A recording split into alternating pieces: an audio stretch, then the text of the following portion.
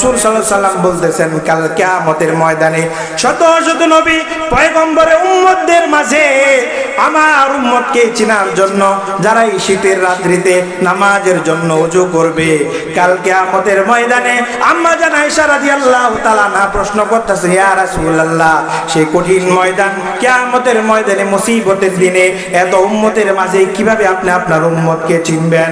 আল্লাহ রাসূল সাল্লাল্লাহু আলাইহি সাল্লাম বলেন, ও আয়েশা রে তুমি বলে দাও, একটা ময়দানের মধ্যে যদি কালো অনেকগুলা ঘোড়া থাকে আর এই কালো ঘোড়ার মধ্যে যদি কপালের মধ্যে তিলওয়ালা, কপালের মধ্যে সাদা শুভ্রওয়ালা কোনো ঘোড়া থাকে, তাহলে এই ময়দান থেকে ওই ঘোড়াটা বের করে আনা কি কঠিন না সহজ? আম্মা জান আয়েশা রাদিয়াল্লাহু তাআলা না বললেন এটা অত্যন্ত সহজ বিষয়। আল্লাহ রাসূল সাল্লাল্লাহু আলাইহি সাল্লাম বলেন কাল কিয়ামতের ময়দানে আমার যে উম্মতগুলা এই শীতের রাত্রিতে কনকনের তাহাজ্জুদের জন্য, ফজরের জন্য, অন্যান্য সময় ওযু করবে, কাল কিয়ামতের কঠিন ময়দানে এই ওযুর অঙ্গগুলা তারকা নেই নূরের মতো ঝলমল করতে থাকবে।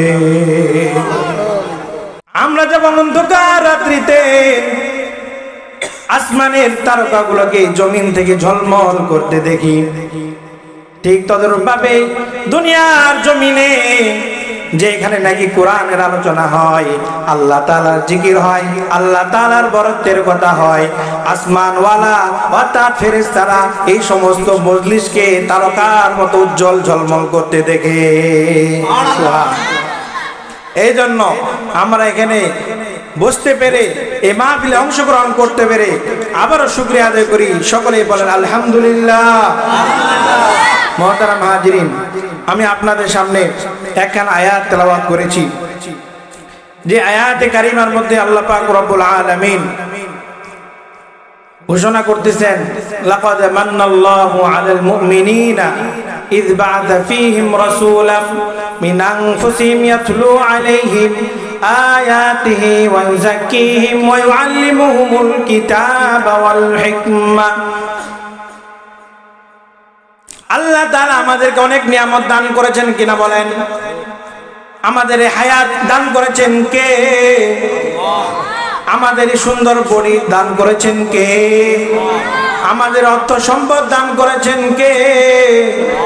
আমাদের এই সমস্ত সন্তান সন্ততি যত রকমের নিয়ামত ভোগ করি সকল কিছু দান করেছেন আল্লাহ।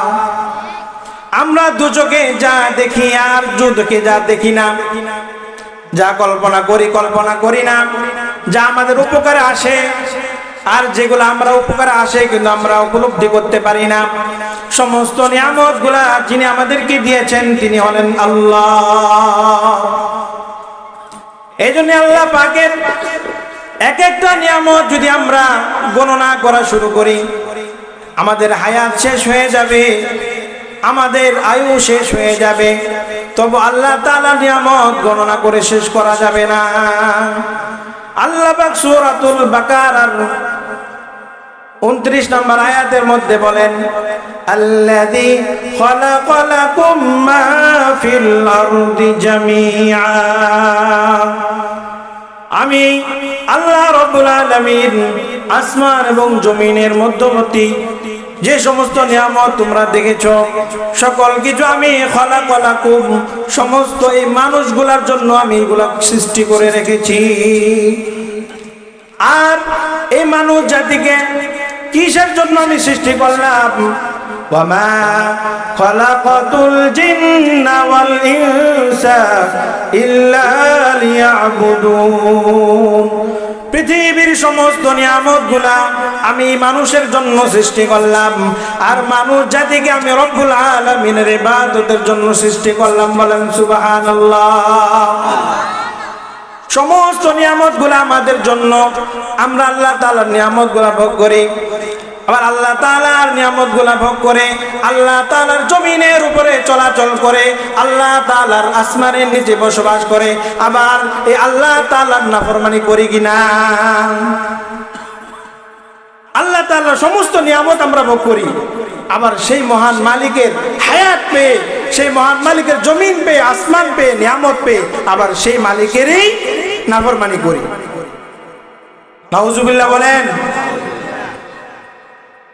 আল্লাহ পাক বললেন, যে আমি তো তোমাদের জন্য আসমান জমিন সৃষ্টি করলাম আর তোমাদেরকে আমার জন্য সৃষ্টি করলাম, সুতরাং তোমরা যদি আমার হয়ে যাও আমি রব্বুল আলামিন তোমাদের হয়ে যাব। আর আমি যখন তোমাদের হয়ে যাব তখন তোমাদের আর কোনো চিন্তা থাকবে না, পেরেশানি থাকবে না। তোমরা যদি আমার এক একটা নিয়ামত নিয়ে চিন্তা করো, পুরা পৃথিবীর নিয়ামত নিয়ে চিন্তা করার দরকার নাই। তুমি তোমার 3.5 হাত বডি নিয়ে চিন্তা করো, দেখবা প্রত্যেকটা অঙ্গ প্রত্যঙ্গের মধ্যে আমি রব্বুল আলামিনের নিদর্শন বহমান। কথা বলছি কিনা? এই জন্যই আমরা যদি আমাদের নিজের এই নিয়ামতগুলো গণনা শুরু করি তাও শেষ করা যাবে না। এই জন্য আল্লাহ পাক রব্বুল আলামিন বলেন, ওয়া ইন তাউদু নি'মাতাল্লাহি লা তুহসুহা, তোমরা যদি আমার নিয়ামতগুলা এক এক করে গণনা শুরু করে দাও তোমার হায়াত শেষ হয়ে যাবে, তোমার আয়ু ফুরাইয়া যাবে, আমি রব্বুল আলামিনের নিয়ামতগুলা গণনা করে শেষ করতে পারবা না। কিন্তু আশ্চর্যের বিষয় হলো যে নিয়ামতগুলা পেয়া আল্লাহ পাক আমাদের অনেক নিয়ামত দান করছে, কিন্তু আমরা এগুলো শুকরিয়া আদায় করি না। আল্লাহ গোলামি তো করি না, বরং এগুলার শুকরিয়াও আদায় করি না। আল্লাহ পাক সম্পদ দান করছে, সম্পদের শুকরিয়া আদায় করি না। সম্পদের শুকরিয়া কি? কেউ যদি আল্লাহ তাক যাকে সম্পদ দান করেছে সে যদি তসবিহ হাতে নিয়ে আলহামদুলিল্লাহ আলহামদুলিল্লাহ পড়তে থাকে তাহলে তার শুকরিয়া আদায় হবে না। আল্লাহ পাক যদি তাকে সেই পরিমাণ অর্থ দিয়ে থাকে যেই পরিমাণ অর্থ তার উপরে যাকাত ফরজ হয়ে গেছে, হজ ফরজ হয়ে গেছে, হজ ফরজ হওয়ার পরেও যাকাত ফরজ হওয়ার পরেও যে যাকাত দেয় না, হজ আদায় করে না, সে যদি মুখে সুবহানাল্লাহ আলহামদুলিল্লাহ পড়ে তার মালের শুকর আদায় হবে না যতক্ষণ না সে আল্লাহ তাআলার ফরজ বিধান যাকাত আদায় না করবে। যতক্ষণ না সে হজ আদায় করবে না ততক্ষণ পর্যন্ত তার মালের নিয়ামতের শুকর আদায় হবে না। এই জন্য মুহতারাম হাজিরিন, নিয়ামত ছোট হোক আর বড় হোক সমস্ত নিয়ামতের শুকরিয়া আদায় করতে হবে। কারণ আল্লাহ তাআলার শুকর যদি আদায় না করি, হাদিসে পাকের মধ্যে আছে আল্লাহ পাক রব্বুল আলামিন কুরআনের কারীমের মধ্যে বলে দিয়েছেন, লাইন শাকারতুম লাযিদান্নাকুম ওয়া লাইন কাফারতুম ইন্নাযাবি লাশাদীদ। ও আমার বান্দারা, আমি তোমাদের অসংখ্য নিয়ামত দান করেছি, আমি তোমাদেরকে একটা পয়েন্ট বাতলাই দেই, একটা উসুল বাতলাই দেই। যারা যে নিয়ামত প্রাপ্ত হয়েছ সেই নিয়ামত যদি তোমরা ছোট্ট নিয়ামত হোক বড় নিয়ামত হোক, আমি রব্বুল আলামিনের নিয়ামত পে নিয়ামতের শুকরিয়া আদায় করো। আমি রব্বুল আলামিনের সিফাত হলো যে বান্দা নিয়ামত পায়া সেই নিয়ামতের শুকর আদায় করবে, আমি তার নিয়ামতকে বাড়াইয়া দেব। এর বিপদে বলে ওয়ালা ইন কাফারতুম, আর যদি আমার নিয়ামত পেয়ে নিয়ামতের শুকরিয়া আদায় না করো, অকৃতজ্ঞ হয়ে যাও, নাফরমান বান্দা হয়ে যাও, তাহলে মনে রাখবা আমার নিয়ামত এই চিরকাল নিয়ামত তোমার কাছে থাকবে না। অকৃতজ্ঞ হওয়ার কারণে আমি রব্বুল আলামিন তোমার নিয়ামতকে ছিনাইয়া নিব। নাউজুবিল্লাহ বলেন। এরপরে যে কথাটা বলছিলাম, আল্লাহ এত নিয়ামত দান করলেন, এই নিয়ামতের মধ্যে কোন নিয়ামত বর্ণনা করার ক্ষেত্রে আল্লাহ পাক রব্বুল আলামিন কখনো বলে নাই এই নিয়ামতটা দান করে আমি তোমাদের অনুগ্রহ করলাম। কিন্তু এমন একটা নিয়ামত আল্লাহ পাক আমাদেরকে দান করেছেন যে নিয়ামত বর্ণনা করার পূর্বে আল্লাহ পাক নিজেই বলতেছেন আমি তোমাদের উপর অনুগ্রহ করলাম। এই নিয়ামতটা শোনার জন্য আপনারা প্রস্তুত আছেন? শুনবেন নি সেই নিয়ামতটা কি? কত নিয়ামত দান করছেন আল্লাহ তাআলা। আয়াতের মধ্যে বললাম যদি নিয়ামত গণনা শুরু করি নিয়ামত গণনা করে শেষ করা যাবে না। এত নিয়ামত দান করার পর এমন একটা নিয়ামত দান করছে যে নিয়ামত দান করার পূর্বে আল্লাহ পাক নিজেই বলতেছেন এই নিয়ামতটা আমি তোমাদেরকে অনুগ্রহ করে দান করেছি। বলেন সুবহানাল্লাহ। আল্লাহ পাক বলেন লাকাদ মান্নাল্লাহু আলাল মুমিনিনা ইয বা'আথা ফীহিম রাসূলাম মিন আনফুসিহিম ইয়াতলু আলাইহিম আয়াতিহি ওয়া ইউযাক্কিহিম ওয়া ইউআল্লিমুহুমুল কিতাবা ওয়াল হিকমা। সংক্ষিপ্তভাবে বলি, আল্লাহ তাআলা বলতেছে এত নিয়ামত বর্ণনা করলাম, কোন নিয়ামতের মধ্যে আমি বলি নাই তোমাদেরকে অনুগ্রহ করেছি, একটা নিয়ামত দান করেছি, সেই নিয়ামতটা হলো সর্বশ্রেষ্ঠ নিয়ামত। সেই নিয়ামতটা হলো আমি মুহাম্মাদুর রাসূলুল্লাহ, সর্বশ্রেষ্ঠ নবী, আখেরি পয়গম্বরের উম্মত বানাইয়া তোমাদের উপর অনুগ্রহ করেছি। সুবহানাল্লাহ। আখেরি নবীর উম্মত বানাইয়া আল্লাহ তাআলা আমাদেরকে সর্বশ্রেষ্ঠ নিয়ামত দান করেছেন। এই জন্য সকলেই চিল্লায় বলেন আলহামদুলিল্লাহ। এই আখেরি নবীর উম্মত হওয়ার কারণে আমরা খুশি না বেজার? খুশি যদি হয়ে থাকেন চিল্লায় বলেন আলহামদুলিল্লাহ।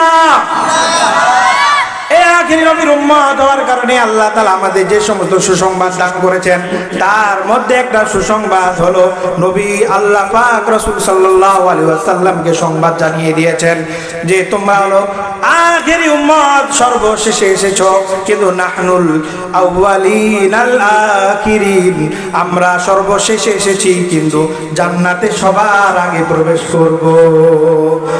আল্লাহ তাআলা আরো নিয়ামত দান করেছেন। কাল কিয়ামতের ময়দানে আল্লাহ পাক রব্বুল আলামিন অন্যান্য উম্মত থেকে এই উম্মতকে বাছাই করবেন। এই উম্মতের শীতের রাত্রিতে, কোন শীতের রাত্রিতে এই তাহাজ্জুদের সময়, ফজরের সময় ওযু করে নামাজ পড়ার জন্য আল্লাহ পাক বলেন, রাসূল সাল্লাল্লাহু আলাইহি ওয়াসাল্লাম বলতেছেন কাল কিয়ামতের ময়দানে শত শত নবী পয়গম্বরের উম্মতদের মাঝে আমার উম্মতকে চিনার জন্য যারা এই শীতের রাত্রিতে নামাজের জন্য ওযু করবে, কাল কিয়ামতের ময়দানে আম্মা জান আয়েশা রাদিয়াল্লাহু তাআলা না প্রশ্ন করতেছে, ইয়া রাসূলুল্লাহ, সেই কঠিন ময়দান কিয়ামতের ময়দানে মুসিবতের দিনে এত উম্মতের মাঝে কিভাবে আপনি আপনার উম্মতকে চিনবেন? আল্লাহ রাসূল সাল্লাল্লাহু আলাইহি ওয়াসাল্লাম বলেন, ও আয়েশা রে, তুমি বলে দাও, একটা ময়দানের মধ্যে যদি কালো অনেকগুলা ঘোড়া থাকে, আর এই কালো ঘোড়ার মধ্যে যদি কপালের মধ্যে তিলওয়ালা, কপালের মধ্যে সাদা শুভ্রওয়ালা কোনো ঘোড়া থাকে, তাহলে এই ময়দান থেকে ওই ঘোড়াটা বের করে আনা কি কঠিন না সহজ? আম্মা জান আয়েশা রাদিয়াল্লাহু তাআলা না বললেন এটা অত্যন্ত সহজ বিষয়। আল্লাহ রাসূল সাল্লাল্লাহু আলাইহি ওয়াসাল্লাম বলেন, কাল কিয়ামতের ময়দানে আমার যে উম্মতগুলা এই শীতের রাত্রিতে কনকনের তাহাজ্জুদের জন্য, ফজরের জন্য, অন্যান্য সময় ওযু করবে, কাল কিয়ামতের কঠিন ময়দানে এই ওযুর অঙ্গগুলা তারকা নেই নূরের মতো ঝলমল করতে থাকবে। তো এই নবীর সেবা পাওয়ার জন্য নবীর আশেক হওয়ার দরকার আছে না নাই? বলেন। রাসূলের সুন্নাত মানার দরকার আছে না নাই? মুসলমান এই জালসার মুসলমানকে হাতে পায়ে ধরে বলে যায় যে রাসূলের শাফায়াত যদি পেতে হয়, আল্লাহ তাআলা সর্বশ্রেষ্ঠ নিয়ামতের শুকর যদি আদায় করতে হয়, অবশ্যই রাসূলুল্লাহর আদর্শকে মানতে হবে। রাসূলুল্লাহর আদর্শ ছাড়া কোনো অন্য কোনো পথ পন্থায় মুসলমানের কোনো মুক্তি হতে পারে না।